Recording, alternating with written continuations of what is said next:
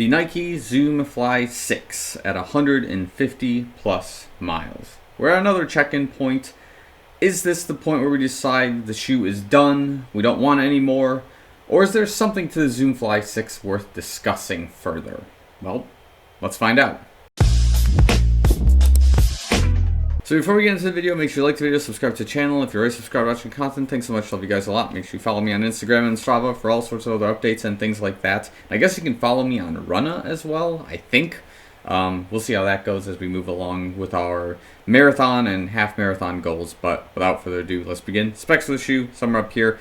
First thing we'll look at is the wear on the outsole rubber and foams at 150 miles. A little bit over at this case, just since I've last checked my mileage on the shoe. And yeah, a little bit of a couple of things to discuss.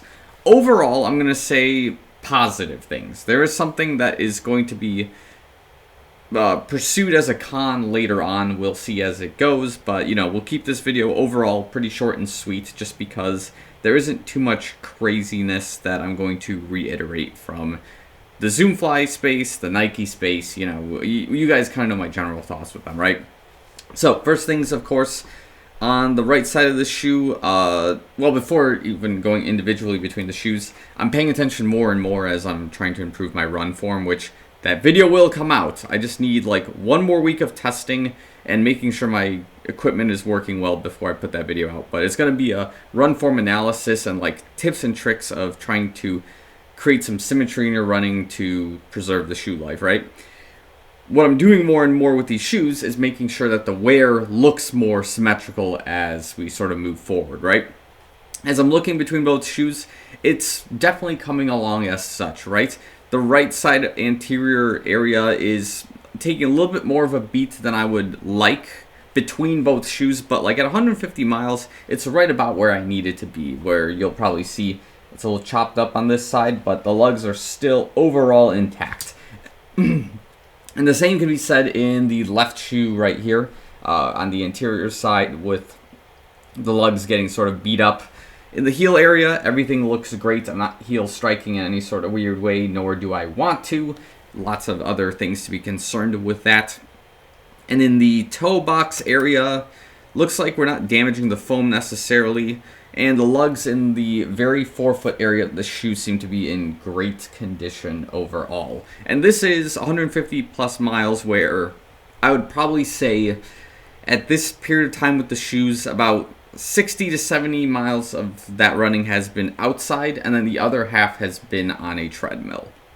So with a treadmill, it's easy to see why the preservation of the shoe's overall lifespan will increase. Just because the surface isn't as abrasive, it might have a little more shine to it. There might have been some marbling from previous shoes running on it, so you have sort of a reinforced marbled surface you may be running on, depending on what kind of treadmill we're talking. If we're talking like a, was it like a Dynagym or like one of those Trek treadmills, whatever they are, the abrasion can vary depending on what kind of equipment you use. But overall, I think a treadmill will preserve the life of a shoe a little bit longer just because of that. That being said, if it doesn't, you're going to probably see more redundant wear because you're doing less twists and turns in the shoe. So that's just something to consider. Other things to look into, again, with some of the dirt I have in the shoe, you can see a little bit of the creasing in the foam near the forefoot area of the shoe. As expected, the Zoom X is a little bit more, I guess it's creased a little bit more than the foam that's running on the bottom. This is our React foam. Sorry, I completely zoned out from that. But yeah, our React on the bottom, or EVA compound that might be here, is still in good shape overall, right? Other things to note, I would say, is that the toe box is in good shape. I'm not having any sort of weird abrasions in the toe box forefoot area. But that brings me to my new sort of con, but not directly related to the shoe type of con, right? So, left foot, heel area, right?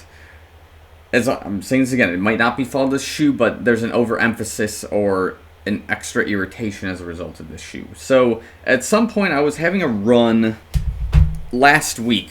It was a group run, and we were outside, and it was like 10 degrees, and I was stretching, and I might have overstretched something in like my left foot heel area, sort of like in the ankle-ish area, and I've been experiencing like tingling in this like I guess the area, I can't really describe it. It's like near the back of my heel bone area. It's like tarsal. I can't even like describe it. I'll put a picture of it somewhere. Maybe we'll like circle it. But I was stretching my calf in a weird way, and it felt like I pulled something there, and I've been experiencing like tingling in that area.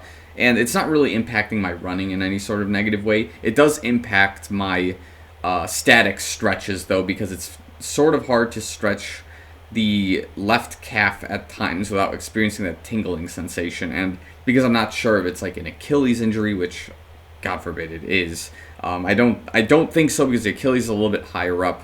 What's happening is that I can't stretch the calf as well, and there's a heel rubbing, and that heel rubbing is overemphasized in this shoe because of the lack of protection in this particular area of the shoe. Now we got the cushion here, right? And in like my Nova Blasts, there's a lot of cushion there, so I don't experience it there as much. But in this shoe, it's more abrasive, and that's just something that makes this particular calf stretch in this shoe sort of difficult.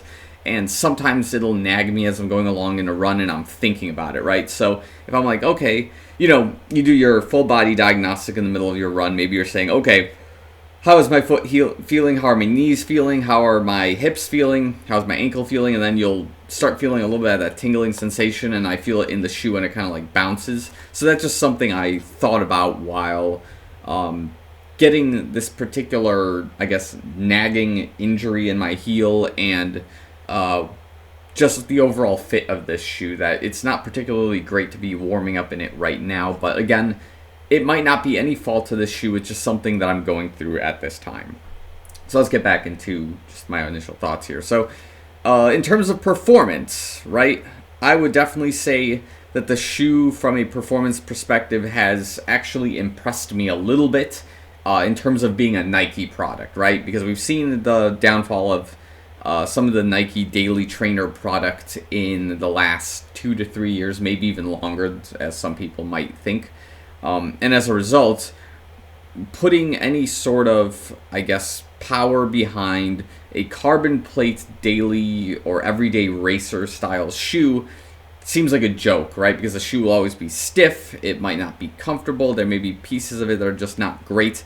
And overall, compared to like the Zoomfly 5, the last year or the year before model, to this one, I would say this one came back around in the right direction, right? It's like, this is sort of the shoe that's following the, let me think of the right terms here. It's like, it's called like ugly girlfriend syndrome, where like anything is going to be better than the previous, anything better than the previous, I guess, like, model of shoe, you can say. So whatever this shoe is doing now it's just better than what was done last year. It's not saying much, because the shoe might still have major improvements and might not be as great as like the Zoomfly 4 or the original Zoomfly that I had in like 17, 18, I don't even remember.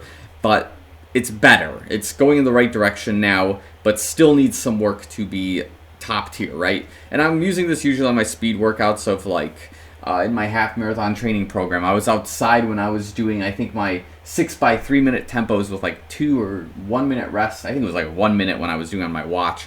The shoe was able to keep up just fine. Did everything I needed it to do. Just in the last few like kilometers of my run, it was sort of hard to get the pace I was looking for, which is okay. Sometimes it happens. I just got tired. I don't think the shoe was dragging me down. I wasn't adding any sort of water weight or anything to that. So that was kind of wild. And then in terms of some daily work, again, I've seen this in the comments and I agree with it. It's like doing a recovery or easy-ish sort of run in the shoe just feels really bulky and stiff, and it's just not comfortable, right? So it's obvious that the marketing play there is, don't use it for your everyday run, use it for more of your speed sessions, and then use something like, I don't know, what are your easy day shoes nowadays? Like, I think personally it's like the Nova Blast 5. That'd be like a really good easy day shoe. Just no carbon plate, max stack, it's comfortable, it's just fun. So that's what I'm just using right now, and you would use that in tandem with this shoe to vary between your workouts and things like that, and then you have your race day shoe, which you use every so often, where this shoe will better work with that shoe. So in this case, it's the Alpha Fly 3, Zoom Fly 6, both carbon plates, 40 millimeter heel, 32 forefoot. It's a good translator as it moves into its next kind of model. So I think we'll leave it at that for now. Overall, the shoe is still in great condition at 150 miles. I don't feel like I want to return it quite yet.